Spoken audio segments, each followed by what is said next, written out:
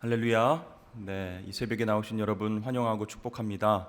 오늘도 주 안에서 행복한 하루 되시길 주의 이름으로 축원합니다. 네, 오늘 교회의 공공성이라고 하는 주제로 함께 말씀을 나누고자 합니다.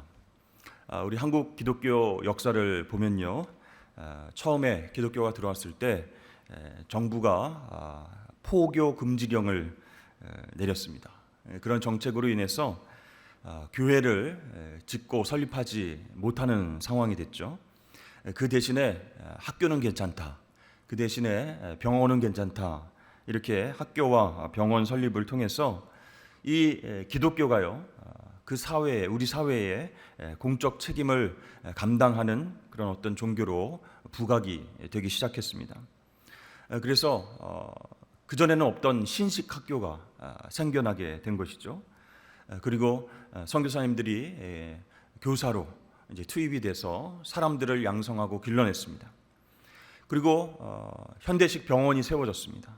그리고 의사와 간호사들이 채워지기 시작했고, 또 사람들을 치료하는 그런 기관으로 기독교가 정말 열심히 애쓴다, 이런 인식을 이 땅 가운데에 주게 되었죠. 그래서 그 당시에 이제 선교사님이나 목사님은 굉장히 귀하신 분이었어요. 의사 선생님이나 선생님처럼 그렇게 대중에게 알려졌습니다. 그래서 누가 아프거나 누가 힘들거나 무슨 문제가 있거나 무엇을 잘 모르겠거나 하면은 모든 것을 가지고 다 선교사님, 목사님 그렇게 다가왔습니다.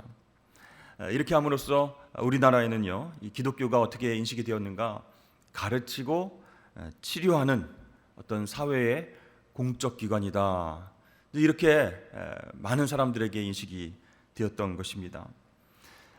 예전에는 우리가 정말 교육열 높았죠. 유교 문화에 의해서 계속 천자문을 읽고, 그렇죠, 그렇게 한글을 띄어야 되고 열심히 공부하는 것들을 굉장히 중요하게 생각했습니다. 그런 어떤 교육열에 서양의 근대 지식이 들어오게 된 것이죠. 그리고 어떤 철학과 사상과 민주주의와 이런 모든 부분들이 이 땅에 전수가 됐어요. 그래서 이 학생들이, 우리나라 사람들이 그것을 듣고 배움으로 말미암아 머리가 깨지기 시작했어요. 그래서 이제는 개화운동, 그렇죠? 이 사회를 변혁시키자, 이 사회의 안 좋은 부분들을 고쳐나가보자 라고 하는 개화운동에 앞장서는 그런 귀한 일들이 있게 되었습니다. 무엇보다도 여성교육을 통해서 여성이 이 땅 가운데서 어떤 존재인가 의식을 개혁하는 그런 일들이 있었습니다. 남녀평등, 또 과부의 재가를 허용하고, 또 조혼, 아주 어린 나이에 결혼하는 것 폐지하고, 또 축첩제도 폐지하고, 또 여아, 그죠? 아주 어린 여자아이를 매매하는 그런 일들이 굉장히 많았어요. 그것도 금지하고, 이런 일들에 이바지하게 됐다라는 것이죠. 기독교가 복음 들고 이 땅에 들어와서 먼저는 교회를 설립할 수 없으니까 학교와 병원 설립을 통해서 우리나라 사람들의 머리가 깨어지고, 이제 무엇이 정말 옳은 길인가, 복음적으로 어떻게 사는 것이 행복한 길인가 조금씩 알게 되었다라는 것이죠. 그래서 공민학교 여러분 들어보셨습니까? 일명 성경구락부라고 해서 6.25 직후에 청소년들이 갈 데도 없고, 집도 잃고 부모도 잃고 정말 추운 곳에서 방황하고 있었는데 따뜻한 잠자리를 제공하는 거예요. 그리고 거기서 먹고 또 마시고 또 자고 하면서 날마다 성경 읽기, 성경을 암송하기, 또 성경 쓰기, 기도회를 통해서 신앙교육을 시켰다는 것이죠. 그리고 그 안에서 또 한글도 가르치고, 글쓰기, 체조, 그 다음에 여러 가지 스포츠, 그런 것들을 통해서 정서 교육도 담당하게 되었습니다. 그래서 이 성경구락부라고 하는 것이 1954년에는 전국에 671개로 늘어났고요. 학생 수는 약 7만 명 가량 되는 놀라운 일들이 있었습니다. 그리고 우리 기독교가 이 땅에 들어왔을 때 어떤 일들을 감당했습니까? 이 한국 사회의 도덕성을 회복시키고, 윤리의식을 회복시키기 위해서 여러 가지를 절제하자, 금지하자 이런 운동들을 벌였어요. 그래서 농번기 말고 농한기 때는 할 일이 없으니까 술을 그렇게 많이 마셔요. 그래서 술 취해서 여러 가지 사건 사고가 많이 있었고요. 또 담배, 여성도 그렇고 노인도 그렇고 어린이도 그렇고 담배를 그렇게 많이 피고, 또 노름하는 문화, 또 전보는 문화, 또 축천 문화, 또 돈 빌려달라고 했는데 갚지 않고 떼어먹는 여러 가지 안 좋은 문화들이 있었습니다. 그것들을 어떻게 하면 고쳐볼까 해서 장로교회 공의에서는 엄격한 기준을 만들었어요. 그래서 성도들뿐만 아니라 그 지역 사회에 이렇게 해서는 안 된다, 그 기준을 만들어서 금지시키고 교육시키는 일을 교회에서 감당했다라는 것이죠. 또 일제치하 아래에서는요, 기독교와 교회를 탄압하는 일들이 있었습니다. 1911년에 또 백오인 사건이 있었어요.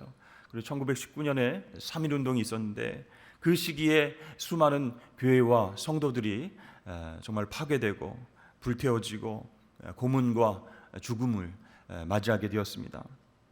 그때 민족의 독립을 위해서 기독교가 앞장을 섰습니다. 그래서 공적인 역할을 감당했다라는 것이죠. 일제 식민지 아래에서 그렇게 힘들어하고 고통받고 있는 그 상황들, 그 상황 속에서 자유를 외치면서 복음의 정신을 외치면서 예수 희생 정신을 외치면서 그렇게 민족의 독립을 위해서 애쓰게 됐습니다. 그리고 1930년대는요, 장로교회 총회에서 농촌부를 설립을 했어요. 그래서 농촌 운동을 전개해 나가기 시작했습니다. 이것은 뭐냐면 이 농촌 경제가 살아야 우리 대한민국 전체 경제가 살 수 있다라고 해서 사회 경제적인 차원에서 농촌을 살리자, 이렇게 기독교가 먼저 앞장서서 나가게 된 것이죠. 그리고 1945년 광복 직후에는요, 이 북한은 공산 정권의 박해를 받았습니다. 그래서 교회들이 핍박받고 불태워지고 그런 일들이 일어났고, 또 남한에서는요, 신사참배 청산 문제로 다툼이 일어났습니다. 그래서 교단끼리 이제 싸우고 분쟁하고 분열이라고 하는 그런 일들이 나타났죠. 그래서 이 시점을 기준으로 해서 과거의 이 기독교 유산인 교회의 공적 책임의식을 잘 이어나가지 못하는, 그래서 단절이 되는 그런 일들이 있었죠. 그 이후에 이제 1980년대에는요, 후반에 와서는 장로교회에서는 한반도 통일을 위한 우리 민족이 각성이 있어야 된다, 기도가 있어야 된다, 그렇게 얘기하고 우리에게도 통일에 대한 책임이 있다, 그런 어떤 논쟁들을 일으켰다는 것이죠. 그런데 이제 일부에서는 그렇게 얘기합니다. 기독교가 정치에 참여해서는 안 된다. 아니다, 그것은 정치가 아니다. 한반도 통일은 하나님의 뜻이다. 우리나라가, 대한민국이 통일돼서 하나님 앞에 예배하고 선교의 중심이 되는 나라가 되어야 된다. 안 된다. 그거는 주사파의 어떤 정치 이념에 놀아나는 것이다 해서 또 싸움이 일어났어요. 그래서 통일해야 된다, 평화 사상을 외치는 기독교 종파가 있었고, 또 아니다, 반공 사상으로 무장해야 된다, 이러한 일들도 있었습니다. 근데 여러분, 요즘 한국 기독교는 어떨까요? 성장은 굉장히 많이 했죠, 그동안. 그리고 대사회적인 어떤 인식 측면에서 보면 위기다, 이렇게 한마디로 말씀을 드릴 수 있을 것 같습니다. 왜냐하면 교회 성장이 멈춘 지 오래됐고, 또 마이너스 성장, 또 코로나로 인해서 정말 교회 문을 닫은 곳이 한 10,000개가 넘는다, 그렇게 얘기를 많이 하고 있어요. 근데 우리 교회가 그래도 그동안 우리 사회를 위해서, 대한민국을 위해서 어떤 공공의 책임을 다해 왔는데, 사회봉사도 열심히 했는데 왜 이렇게 인식이 안 좋은 것일까? 1997년 IMF 위기 이후에 교회들은요, 정말 사회봉사 쪽으로 눈을 돌려서 노숙자라든지 또 사회봉사라든지 정말 경제적으로 힘든 사람들을 돕고 돌보는 일들에 집중을 했습니다. 그리고 태안반도 여러분 아시죠? 기름 유출 사건 때에도 한국 교회가 막 하나가 돼가지고 막 팔을 거치고 그쪽으로 다 달려가 가지고 기름을 다 이렇게 제거하는 일들을 감당했습니다. 그럼에도 불구하고 이 통계적으로 보면 교회의 사회적 신뢰도가 계속 하락하고 있는 상황을 보이고 있다는 것이죠. 왜 그럴까요? 정말 교회는 교회 나름대로 열심히 했고 복음의 정신으로 믿지 않는 사람들과 정말 고통당하는 이웃들을 위해서 봉사하고 섬겼는데 왜 전체적으로 보면 교회의 어떤 이미지가 실추되고 있는가? 그 부분에 대해서 장신대 이미국 교수님은요, 교회가 사회의 공적 책임에 대한 의식을 가지지 못한 채 그때그때마다 임기응변식의 프로그램으로 사회봉사에 나섰기 때문이다, 이렇게 이야기를 하고 있습니다. 그러니까 교회가 열심히 했어요. 사회봉사도 열심히 하고 참여했지만 교회를 바라보는 사회의 인식이 여전히 부정적인 것은 이 교회가 존재하는 방식이 무엇이냐, 거기에 대해서 사람들이 의문을 품기 때문이라는 거예요. 그래서 무슨 일이 있을 때만 봉사하는 것 아니냐, 그리고 그 봉사를 통해서 지금 교회의 교세를 늘리려고 하는 것 아니냐, 정치인들처럼 좋은 일에 잠깐 참여했다가 홍보하고 좋은 인식을 심어주려고 노력하는 것 아니냐, 이렇게 교회의 존재 방식에 대한 의문을 품었다라는 것이죠. 그러니까 평상시에 그렇게 잘 안 하다가 어떤 일이 터지면 그렇게 사회봉사에 참여하는 그런 일들을 통해서 그 정체성과 그 진정성을 의심하는 일이 생겨났다라는 것이죠. 그래서 이러한 비판적인 이야기도 있습니다. 한국교회는 아직도 양적이고 물량적인 성장에 몰입하고 있다. 어떻게 보면 굉장히 이기적이고 개교의 중심적인 성장이라고 하는 존재 방식을 버리지 않고 있다. 그러니까 사회봉사를 하더라도 그것을 교세 확장이라고 하는 어떤 홍보 방편으로 부정적으로 바라보고 있다, 그런 인식들이 있다라는 것이에요. 여러분, 오늘날까지도 세상에 이러한 관점이 계속되고 있는데 그것이 틀리지 않다면 우리는 어떻게 되겠습니까? 교회에 공적 책임이 있고 우리 기독교 역사를 쭉 보더라도 공적 책임이 있고 사회봉사는 어떤 경우라도 순수한 마음으로 예수 복음의 정신을 가지고 해야 된다라는 것이에요. 어떤 교세 확장이나 교회 확장이라고 하는 어떤 방편으로서 그 일들을 감당해서는 안 된다. 이름을 내기 위해서, 사진을 찍기 위해서 그때만 잠깐 모였다가 봉사하고 흩어지고 그 다음에는 잘 모르겠습니다 라고 하는 그런 모습을 세상 속에 보여서는 안 된다라는 것이에요. 여러분, 정말 중요한 것은요, 우리 교회도 사회봉사와 공적인 책임을 감당해야 될 텐데 그것은 분명한 우리 신앙 고백 위에 행해져야 할 줄로 여러분 믿으시길 바랍니다. 그러니까 예배를 통해서 선포되는 하나님 말씀이 있어요. 이 땅 가운데 정의를 실현하시는 하나님의 복음 정신이 있단 말이죠. 그 하나님 말씀에 우리 삶을 되돌아보고 철저히 회개할 것은 회개하고 성찰하는 가운데에 세상 속으로 들어가서 하나님 나라를 위해서, 순수하게 하나님 나라 확장을 위해서 공적인 역할을 감당하는 우리 교회가 되어야 할 줄로 믿습니다. 그래서 이제 설문조사를 하고 교회에 하고 싶은 말들을 좀 써주세요 이렇게 하면은 굉장히 부정적인 말도 있고 비판하는 말도 있지만 조금 긍정적으로 격려하면서 이런 얘기도 있습니다. 교회에서 사회봉사할 때 과시하지 말아 주십시오. 큰 교회, 대형 교회일수록 엄청나게 많은 돈과 물품을 이렇게 도와줬다라고 하고 과시하는 경향이 있습니다. 또 노골적으로 그 상황 가운데 전도하는 그런 일도 있습니다. 그렇지 않았으면 좋겠습니다. 교회가 정말 더불어 살아갈 수 있도록 인구 문제, 환경 문제에도 관심을 갖고 그 사회의 어려운 문제들을 함께 극복해 나갈 수 있도록 그렇게 리더 역할을 해 주십시오. 이런 의견들도 있었다는 것이죠. 여러분, 사회가 어려울수록, 세상이 힘들수록 우리는 여전히 하나님 사랑과 이웃 사랑을 실천함으로 나아가는 교회가 되어야 할 줄로 믿습니다. 우리 국민일보 조사 결과가 있는데요, 일반 국민들은요, 종교의 가장 중요한 역할이 무엇이냐 이렇게 물어봤을 때 이웃 사랑을 실천하는 것이다 이렇게 생각을 했습니다. 그런데 교계에 물어봤습니다. 교회의 신뢰도를 높이기 위한 활동으로 무엇이 필요합니까? 그랬더니 이웃사랑 실천을 해야 됩니다라는 것이 6위로 나타났어요. 그러니까 일반 국민들은 그것을 1위로 생각하는데 교계에서는 6위로 생각했다. 그것은 교회가 이웃사랑 위해서 실천하는 여러 가지 봉사와 섬김이 있는데 그것이 그 활동들이 인정받고 있지 않다. 진정성을 받아들여주지 않고 있다. 그런 사실이라는 것입니다. 그래서 그런 고민이 있는 것이에요. 뉴노멀 시대에 이제 코로나 지나고 새로운 일상이 시작되었는데 우리 교회는 그동안 부정적인 이미지와 그런 인식들을 깨고 어떻게 사명을 감당해야 될 것인가?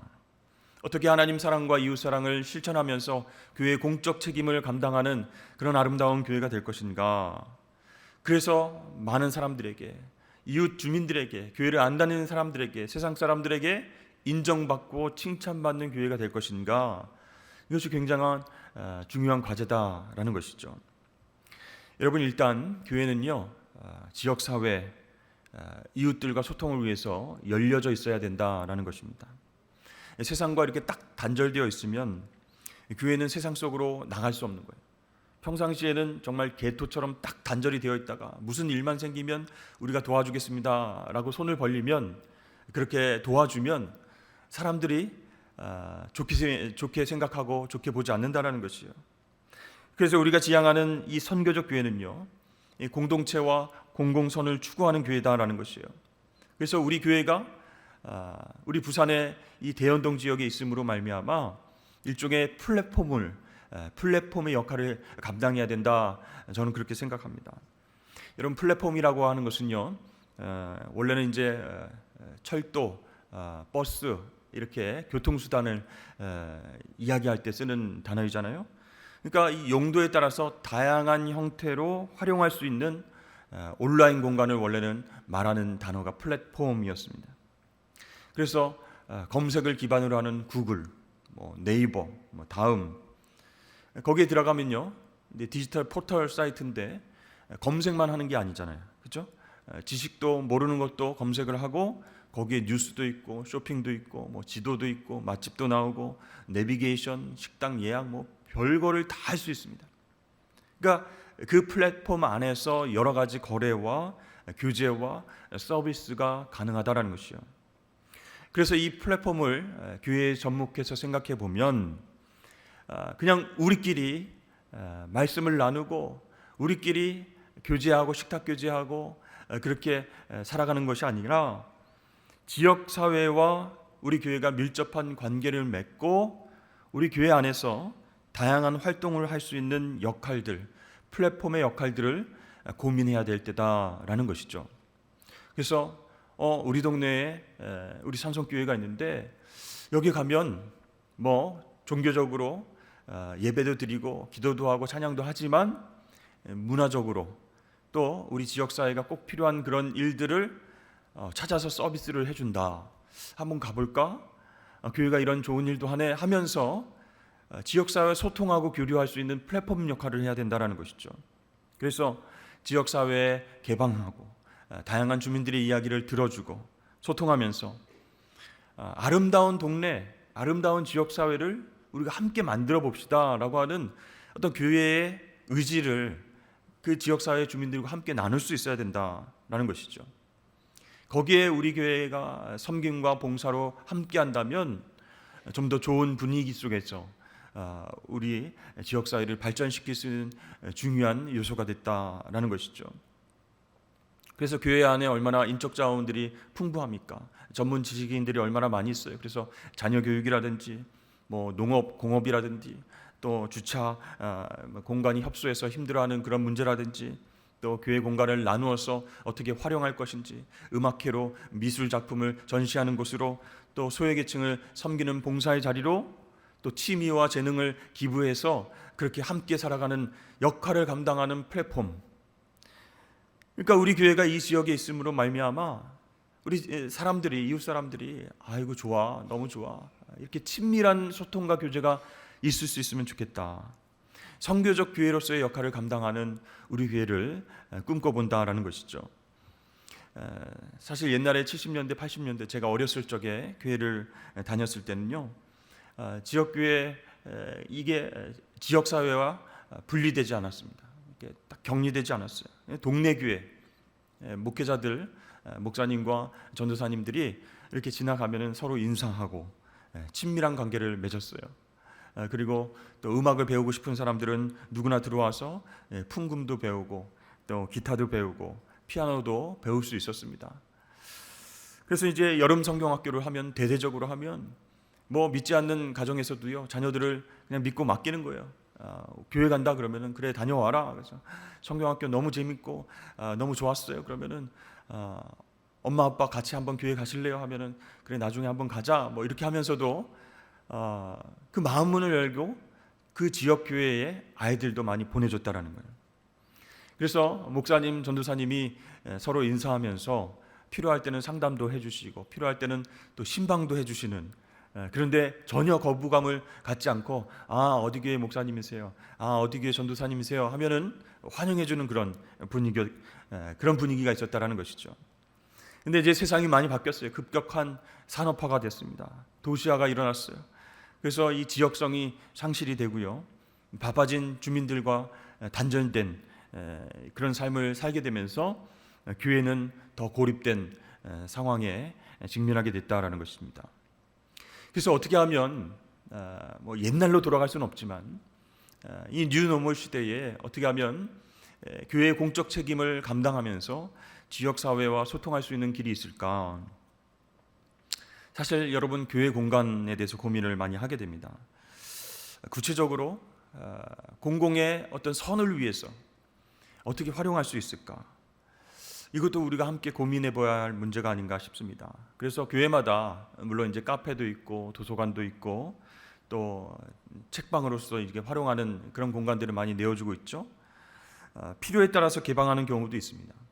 그러니까 뭐 마을에 이제 큰 행사가 있거나 어떤 지역 사회에 어떤 뭐 반상회가 있거나 자치단체와 연계된 어떤 행사를 여는데 공간을 좀 빌려주십시오 하는 그런 부분도 있고, 또 노인대학이라든지 평생대학이라든지 교육센터로 교회 건물을, 공간을 또 개방할 수 있습니다. 또 학생들은 학교 끝나고 와서 공부할 수 있는 공간에서 조용히 공부할 수도 있고, 또 성도들과 주민들에게 인문학이라든지 신학이라든지 또 역사의 세미나를 열거나 어떤 뭐 그 지역의 역사 탐방, 또 어떤 선교지 탐방, 이런 것들을 교회가 계획을 할 수도 있는 것이죠. 그런데 여기서 주의할 것이 있습니다. 공간을 개방하고 빌려주고 쓰십시오 할 때는 개종을 하셔야 됩니다.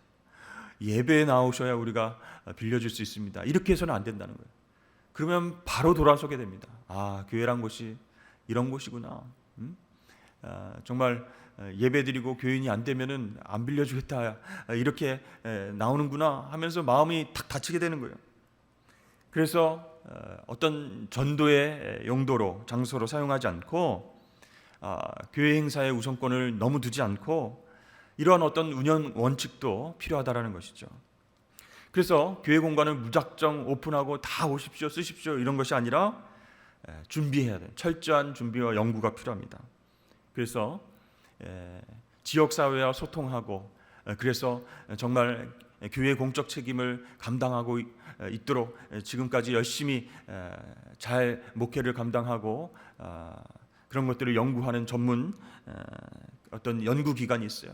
자문도 받고 슈퍼비전을 받을 수 있는 상담도 받고, 그런 그룹들과 연결되어서 우리 교회도 그렇게 지역사회에 있어서 공적 책임을 감당할 수 있으면 좋겠다 생각합니다. 또 우리가 아무리 좋은 것을 내놔도 뭐 지역사회에서 이건 필요 없는데요, 왜 이런 걸 하지?